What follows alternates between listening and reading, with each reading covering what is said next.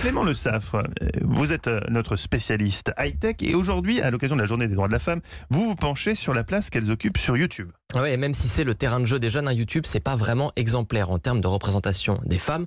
Elles ne sont qu'une dizaine dans le top 100 des youtubeurs de France et surtout, elles sont encore une majorité à faire des vidéos beauté ou mode, lifestyle. Un constat que déplorait déjà il y a 2 ans la youtubeuse humoristique Natou. Je fais cette vidéo parce que je me pose cette question. Dans les catégories autres que la beauté sur YouTube. Alors attention, je n'ai rien contre les chaînes de beauté, d'ailleurs ça m'arrive d'en regarder. C'est juste que je trouve qu'il y en a beaucoup par rapport à d'autres catégories de chaînes. Alors Natou, c'est une pionnière de YouTube, elle a ouvert son compte dès 2006, c'était avant Cyprien et Norman, les 2 youtubeurs les plus connus de France aujourd'hui. Mais voilà, eux, ils comptent respectivement 12 et 11 millions d'abonnés, quand elle n'en a que 4,8 millions. Alors c'est déjà pas mal, vous me direz, ça fait d'elle la première youtubeuse de France, mais ça illustre bien l'écart de popularité entre les hommes et les femmes sur YouTube. Est-ce que la situation est en passe de s'améliorer quand même? Alors doucement, le nombre de femmes dans le top 100 a quand même doublé en 2 ans, il faut le dire, et surtout on voit émerger de nouvelles créatrices sur des thématiques jusqu'ici supposément masculines. On pense au gaming, au football, aux sciences et même au codage. Certaines rassemblent désormais des centaines de milliers d'abonnés.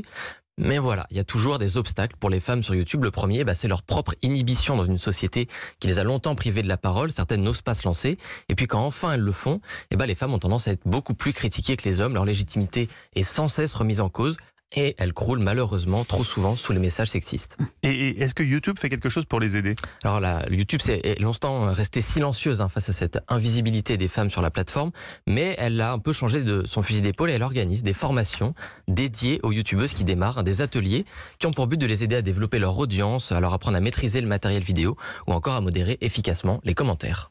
Et ça c'est utile, modérer les commentaires. Ouais. Sincèrement, c'est Mais ça vous dites horrible. que les femmes sont plus touchées par des commentaires il faut voir les méchants commentaires que les hommes. sous les vidéos, Beaucoup notamment. plus de commentaires sur leur physique que sur le fond. Ouais. En fait, D'accord. Et Ah alors, oui, on en est là. notamment Oui. celles qui font des vidéos de science et qui sont très compétentes en l'occurrence. Et ma vaste question des nanas, leurs propos ne sont que des fake news, quoi. C'est insupportable. C'était très franchement. intéressant. C'était intéressant. Clément Le Saffre marque des points, je tiens à le signaler. Et comme Mathieu, vous êtes le chef du service culture, le vice-chef adjoint délégué du service culture, je crois que c'est important de taper dans l'œil du chef.